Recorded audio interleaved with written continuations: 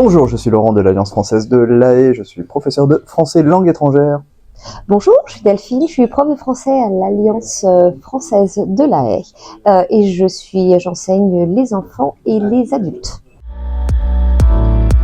Alors un cours de professeur de français langue étrangère, en général, c'est enseigner le français, faire répéter des expressions et faire comprendre les subtilités de notre chère langue. Et dans les classes, on essaye surtout de pratiquer l'oral, histoire que nos étudiants commencent à vraiment parler. Alors justement, ce qui fait la beauté de notre métier, c'est qu'il n'existe pas de cours type de français quand on est à l'étranger.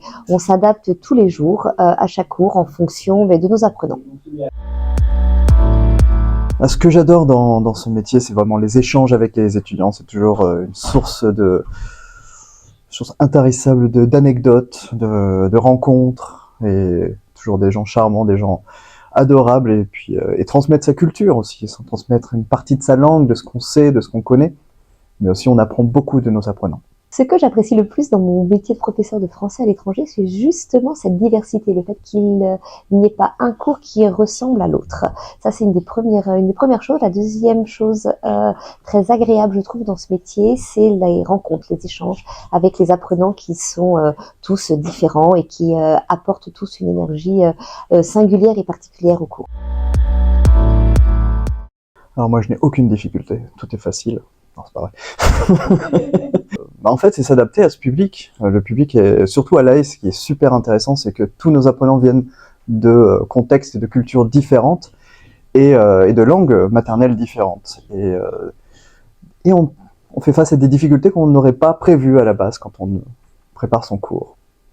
C'est une question qui est difficile parce que je ne pense pas qu'il y ait beaucoup de difficultés. Le métier de professeur, c'est quand même un métier qu'on fait avec passion parce qu'on a très envie de partager notre amour de la langue française.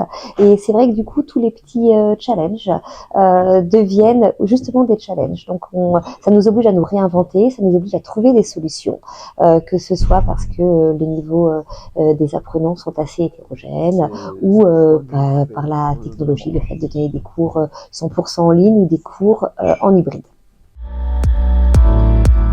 Quelque chose que je ne regrette pas d'avoir choisi sur le tard. Est-ce qu'il y a vraiment des bonnes ou des mauvaises décisions? Je ne sais pas. En tout cas, c'est quelque chose que je ne regrette pas d'avoir choisi. Alors, est-ce que j'ai choisi de devenir professeur de français à l'étranger ou est-ce que c'est l'étranger qui m'a choisi? Je ne sais pas.